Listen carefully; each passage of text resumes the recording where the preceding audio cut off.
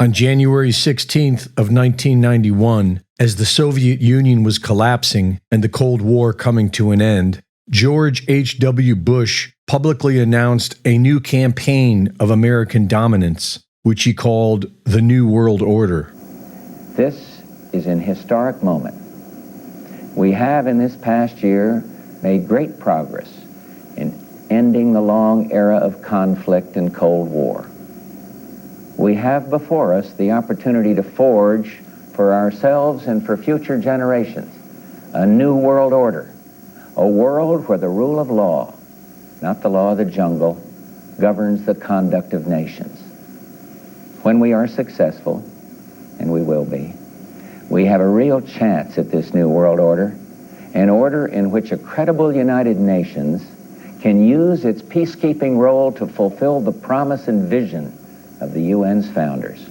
Vladimir Putin told Oliver Stone that in the year 2000, he asked President Clinton if Russia could join NATO, which he said made the American delegation very nervous. They were not interested in world peace. They had different plans. In 1997, the Project for the New American Century was founded by William Kristol and Victoria Nuland's husband, Robert Kagan.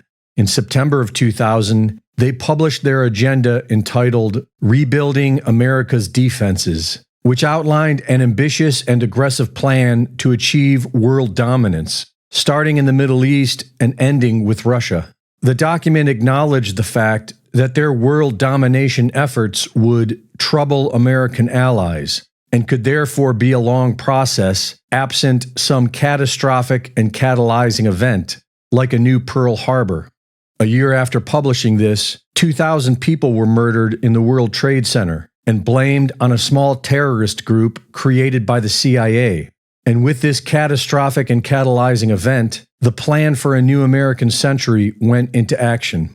About 10 days after 9/11, I went through the Pentagon, and one of the generals called me and he says, "We've made the decision, we're going to war with Iraq."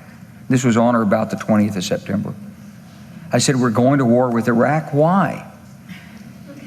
He said, "I don't know."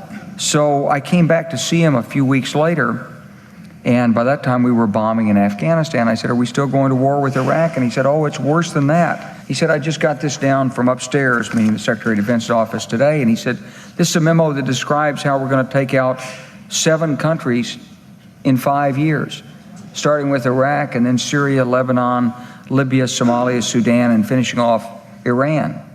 George H.W. Bush's son, George W., began a propaganda campaign to sell the American public on overthrowing Iraq. I take the threat very seriously. I take the fact that he develops weapons of mass destruction very seriously. Either you are with us or you are with the terrorists. When the lies became obvious, George W. made jokes while reveling in the blood of the innocent. Those weapons of mass destruction got to be somewhere. Nope, no weapons over there. Secretary of State Madeleine Albright said that murdering millions of Iraqi children was worth it. We have heard that 500,000 children have died. I mean, that's more children than died in Hiroshima. And you know, is the price worth it? I think this is a very hard choice, but we think the price is worth it. The power-hungry cabal, made up of close-knit families who practice multi-generational child abuse and mass mind control, began overthrowing sovereign nations, and murdering innocent civilians became the new norm for U.S. foreign policy. But their plan for global domination was failing, and starting in 2020, with the COVID scam, they began targeting U.S. citizens. They have become desperate, and they are going for broke, slaughtering innocent Palestinians to spark a war with Iran, and sacrificing the people of Ukraine to hopelessly take on Russia.